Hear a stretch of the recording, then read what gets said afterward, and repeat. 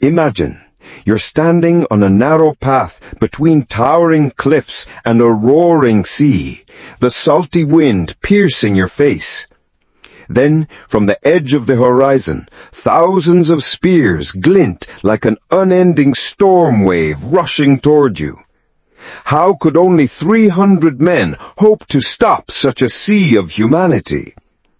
Imagine the ground trembling beneath marching feet, the clash of steel splitting the air. And you know there is no way back. What remains is to fight or to be destroyed. The year is 480 BCE. The world lies under the shadow of a giant, the Persian Empire, led by King Xerxes I. Its territory stretches from India to Egypt, from Asia Minor to the Indus Valley. Its wealth, manpower, and resources unmatched. After their defeat at the Battle of Marathon 10 years earlier, Persia now seeks revenge and the conquest of all Greece. Xerxes marches with the largest land and naval force ever assembled in the ancient world. Hundreds of thousands of warriors from many nations under his banner. In the west, Greece is only a patchwork of city-states. Athens, Sparta, Corinth, often at odds with one another. Yet the Persian threat forces them into a fragile alliance. In Sparta, King Leonidas rises as a symbol of defiance. He knows that to fight in open ground would mean annihilation. So he chooses Thermopylae, the hot gates, a narrow pass that will neutralize the enemy's numbers. There he will make his stand. But the sacred Carneia festival prevents Sparta from sending its full army. Leonidas brings only 300 of his best warriors, supported by several thousand Greek allies. They are not the largest force, but they choose to become Greece's final wall.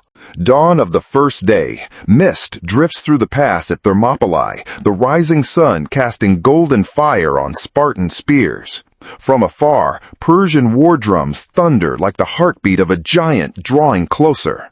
The Spartan phalanx locks into place. Round shields interlock, long spears thrust forward, forming a wall of death no army can pierce. The first Persian waves charge with absolute confidence, but the narrow ground denies them their numbers.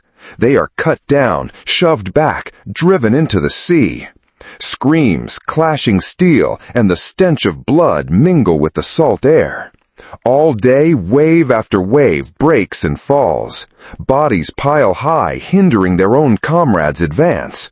Leonidas fights in the front ranks, his face streaked with blood and dust, his eyes sharp and unyielding.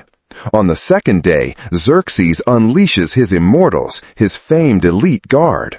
Clad in black armor, masked in steel, they advance like shadows of death. Yet even they crumble in the choke point. The Spartans fight with spears, then swords, then bare hands. Every strike, every push declares, "We will not retreat." Among the Greeks, hope begins to stir. Perhaps, just perhaps, they can hold Persia long enough to change the tide. But the second night brings betrayal. Ephialtes, a Greek seeking gold and glory, reveals a hidden mountain path that bypasses Thermopylae. It will allow Persian troops to strike from the rear. At dawn of the third day, Leonidas receives the grim news. They will be surrounded. He orders most allies to withdraw, saving their lives. Only 300 Spartans, 700 Thespians, and 400 Thebans remain, choosing death over flight. The assault begins. Arrows blot out the sun, raining iron onto cracked shields. Persians attack from both front and rear. Spartans fight amidst heaps of corpses, the rocky ground flowing with blood. Leonidas stands at the center, his spear skewering 2 enemies at once. But at last, his body is pierced by countless blows. He falls, his helmet rolling across the earth, his eyes fixed open upon the sky.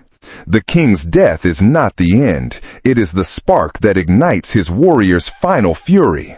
They fight to the last man until Thermopylae falls silent, leaving only the reek of iron and death. Legend speaks of millions in the Persian army, yet modern historians estimate closer to 100,000 to 150,000. Still, the ratio was staggering. Each Spartan faced hundreds of enemies. Thermopylae was not a military victory, but a victory of time. Their sacrifice stalled the invasion, giving Greece a chance to rally. Months later, Persia's navy was crushed at Salamis. A year later, Persia was defeated at Plataea, and all of it began with the stand at Thermopylae. Thermopylae was more than a battlefield. It was a declaration that honor and courage can stand unbroken even before certain death. Leonidas and his 300 Spartans didn't stop Persia entirely, but they stopped something more dangerous, the fear that might have shattered Greece. Today, a monument still stands at that place, bearing the words of the poet Simonides. O stranger, tell the Spartans that we lie here, obedient to their laws.